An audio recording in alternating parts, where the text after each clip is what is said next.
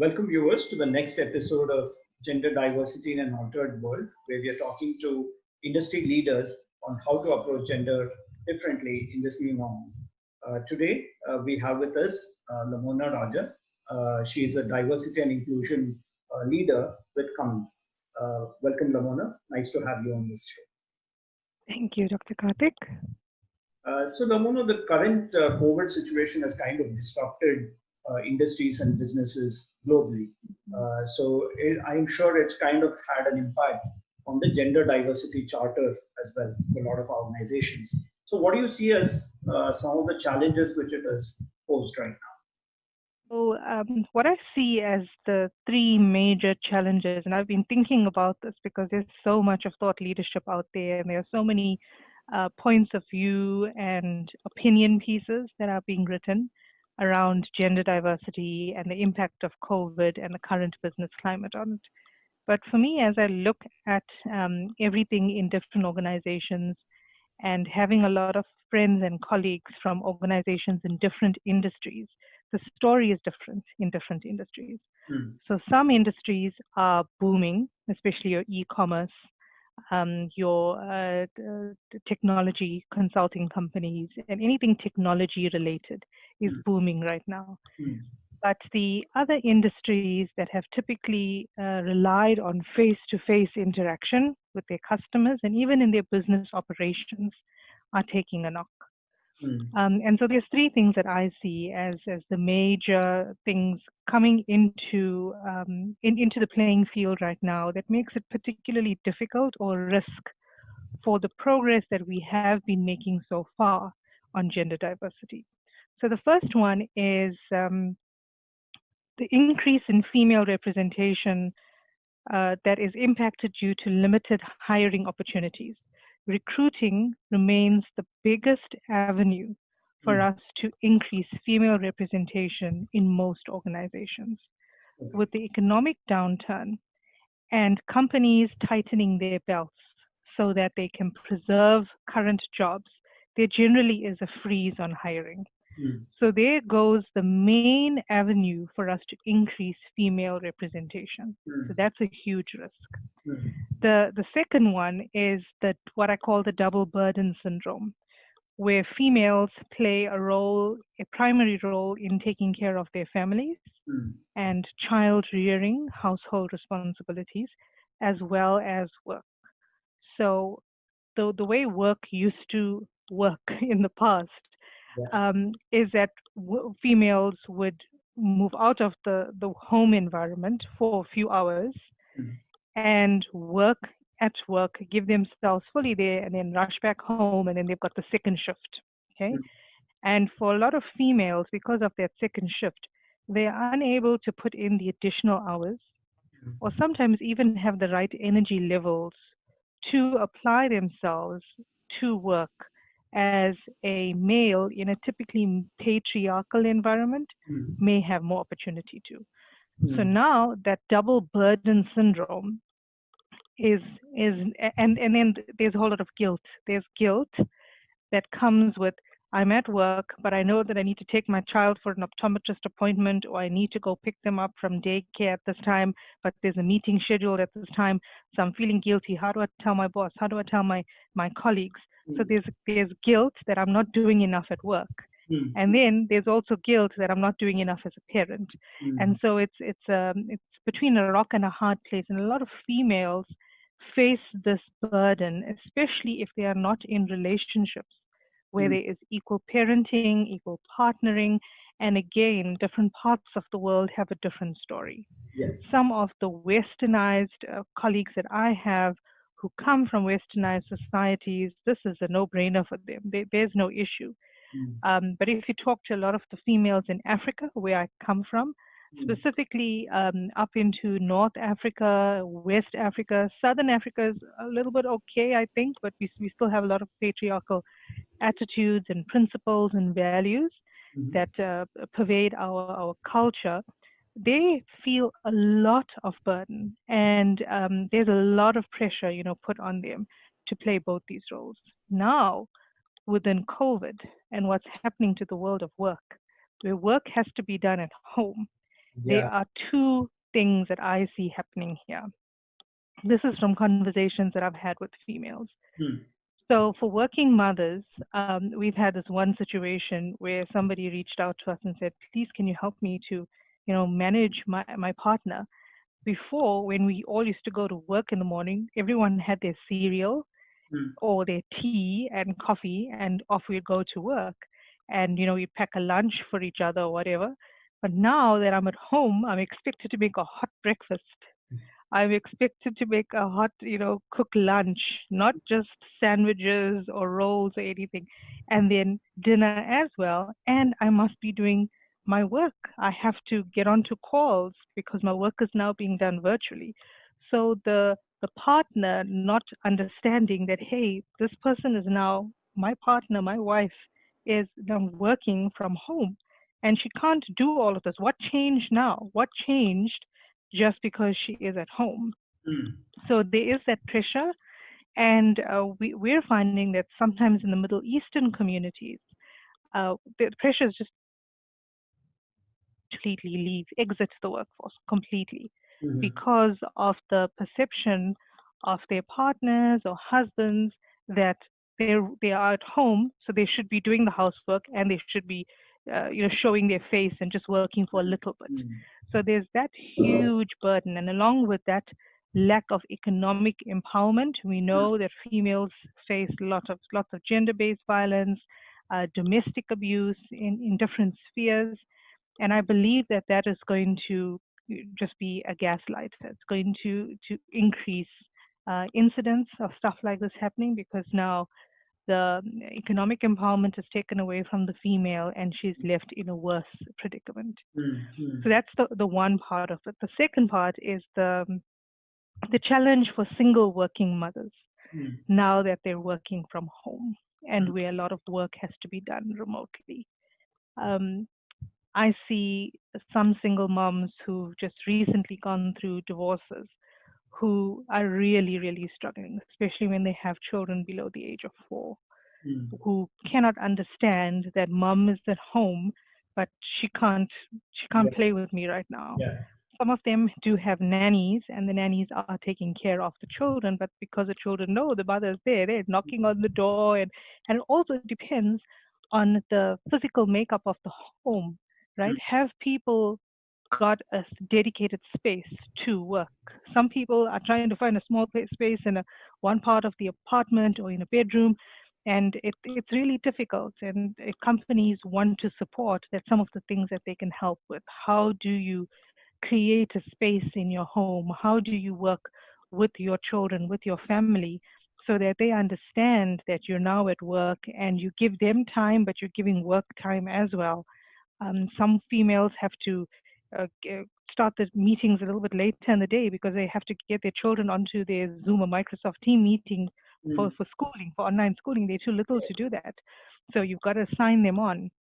Now, if you're doing this alone, and you don't have the benefit of having a partner or someone in the house to help or a nanny, some other support system, it becomes very difficult.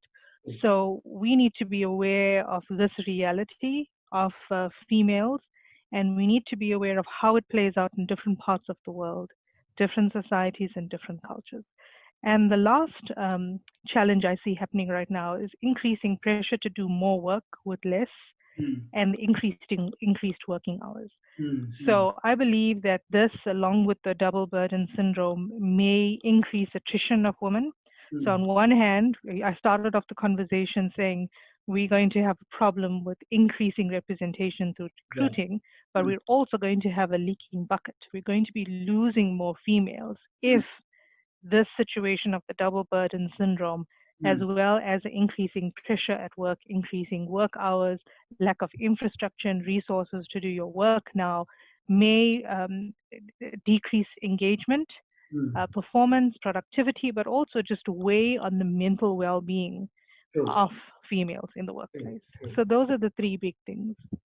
No, that was very well quoted. In fact, we recently did a survey at Pink Ladder as well, and a lot of what you're saying uh, was what even we could see in that survey. So, like about 40% of women said they're going through high levels of stress and anxiety right now. From the time the work from home situation has come in, and over 75% of them have said that they see themselves working longer hours Yes. in this new normal kind of a situation.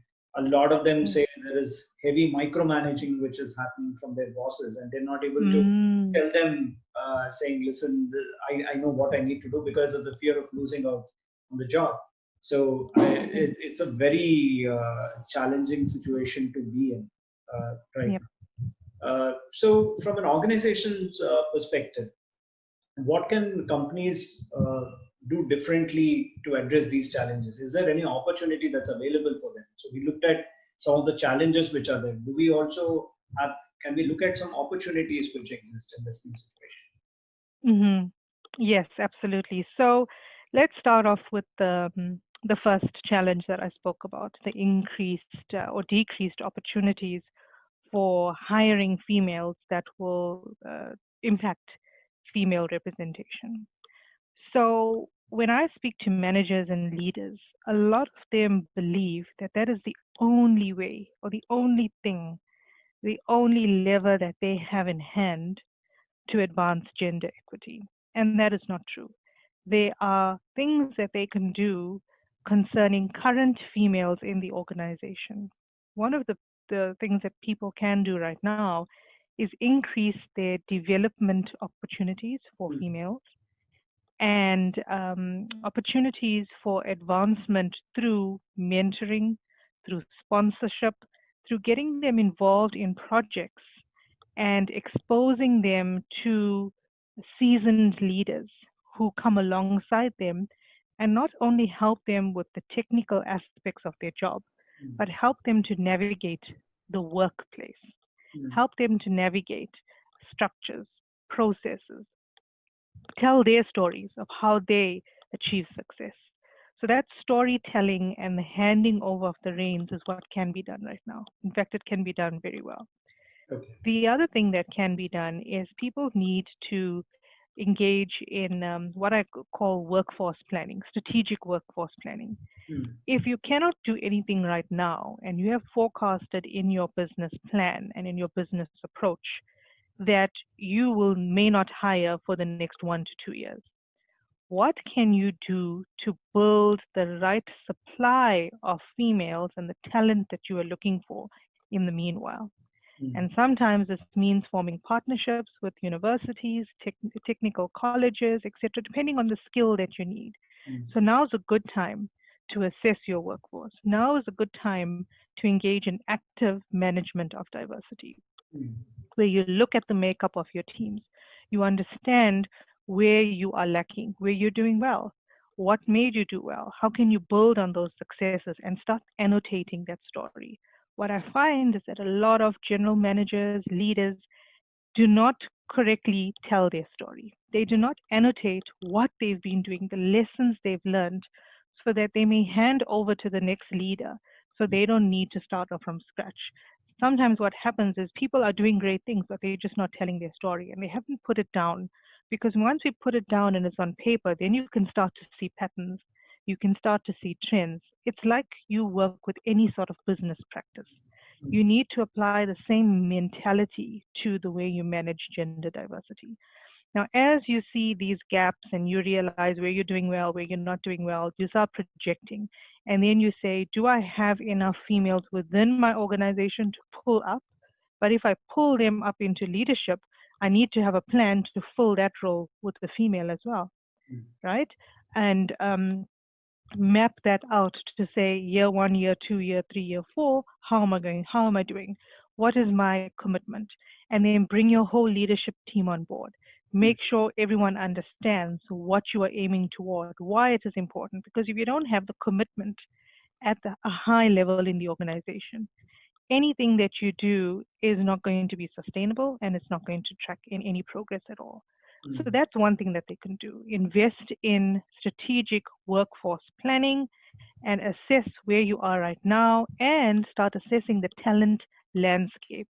So you should start looking out in the market already for who you would like to have in your organization before you have an open role, so that you know where to go and fish from when it becomes open when the economy opens again, right? The second thing that organizations can do is really focus on creating an inclusive work environment. And by that, you need to understand the challenges that your workforce faces. So I spoke about the double burden syndrome and the increased responsibilities of household, family, and work. What organizations can do there is perhaps invest in their women employee resource groups to garner more information, proper information on what the hotspots are, what the burning issues are, and then get the women to share ideas and suggestions for how we should address it, because the solution does not only lie with leadership. They don't know all the answers. We all don't know all the answers. But if we pool our ideas together, share practical experiences, then it may help organizations to put the right platforms, processes, frameworks in place to help. And I believe that some things can be done. When you increase understanding of what a challenge is, you can then alter behavior, right? And the last thing is just focus on engaging attention of females during this time, which builds a little bit on the previous point, but make sure you are engaging with your females. Make sure that you are checking in with them. Make sure that you are hearing voices from them. Make sure that you are assessing productivity, performance, and that you are building trust. So you spoke about micromanaging. We are Yes. working in a time where we can't watch and physically see that people are doing their work. And this is where the biggest crucible of leadership comes into play. Do Yes. you trust others? As leaders, we often require that people trust us, but Yeah. do we trust them? Yes. Trust is a two-way street and has to be reciprocal. Yeah. And when you show that trust, then you will get more out of your people. And also teaching females how to manage. So you have to empower them with skills to be able to manage remotely. So there are things that they can do. It's not just a system, a process, a policy, and the leader's attitude, but also with the females. What can you do? What do you do if your internet goes down, the power goes down? What do you do? Can you send a quick message to someone in your team on your phone? Yeah. WhatsApp to your leader to say, power's gone down. I'm not going to be available for the next few hours. However, I have some battery life. Here's what I'm going to be doing, and I'll keep you posted. But you're keeping the person in the loop, right? So they know. And these are some tactics, some things that you can do. And I believe that empowerment of females during this time will help with that. So those are some things I believe organizations That's can very do. true because like our philosophy at Pink Ladder also goes is we believe that it's not just about the system or the organization. Even from the women's standpoint, even they need to step up and grab those opportunities so that Yes. when both these things are in sync is when we can actually see gender diversity accelerating further. Yes. So now you mentioned about one point on the leadership aspect of it. So where you said leaders need to trust their team members more. And invariably, we see that the leaders in a lot of organizations are men because you have very few women leaders in that position. So how can we build more male champions within organizations in the Mm. normal so that we are able to address this issue? Couple of things. Communication is key. Some people, most men that I've spoken to when I started off with our gender diversity strategy, etc., when I shared the double burden syndrome and some of the other biases and realities that female experience, the men that were sitting in this huge conference, their mouths were wide open. They were like, "What? We didn't even know that. Like we didn't realize that they just don't know what they don't know because it's not part of their world experience and the lens through which they see the world." So conversation and increasing awareness is important. It's a good place to start because then you're not accusing somebody. You're not bashing them over with the rule book. Yeah. You get more buy-in and more movement toward a better place if you start from that place of seeking to understand and just raising awareness so the scales fall off their eyes. The second thing is you must get commitment from the top. If the leader of the organization, of this ship, is sailing this ship to a certain place and tells everybody on the ship, right, here's where we're headed. Yeah. people will then say, okay, now we see, but they have to explain why. So you're not just saying, hey, you got to do this because I'm the boss and that's it. No, you need to build consensus. You need to build advocacy, and you need to show them the rationale for what you're doing. And fortunately, with COVID, we have some good global case studies of how females in countries where females were leading the country and leading efforts around managing COVID have done far better in navigating through the pandemic than those who didn't. And that goes back to a whole lot of research from McKinsey. I remember sharing with my organization the Women Matters report in 2016, which talks about the different attributes that females bring to the table. So we have to also address this whole thing about the zero-sum game. And the zero-sum game is where men may believe, or any group may believe, that because you're giving another group a specific opportunities to address past inequities, it means you're taking away from them. But it is about creating more for everybody so that the pie gets bigger and there's more pieces for everyone. So it's about growth. So you have to deal with these things head on. You need to call it what it is. And once you give something a name, it becomes tangible. And everyone can actually look at it and look and see, does this make sense? Yes, that's what I thought it did, but actually it doesn't. Now it's a new piece of information that you've given me, it doesn't really make sense. So you need, as the leaders, the leadership needs to do that, to build that commitment. And they need to share proper data on how both female and male attributes play together in an organization to provide well-balanced views. And that's what you're looking for. When you don't have that, you risk missing out and you risk making the wrong decisions in an organization. So that commitment is really important. And then empowering leaders with the right tools, information, and maybe leadership development courses where you teach them more about inclusive leadership. I think inclusive leadership really is a key. There's so many things in there that deals with building trust, deals with the commitment, deals with recognizing my own bias. It starts with self-awareness of the leaders and owning up and being vulnerable and authentic about what their blind spots are, where they need help from their colleagues.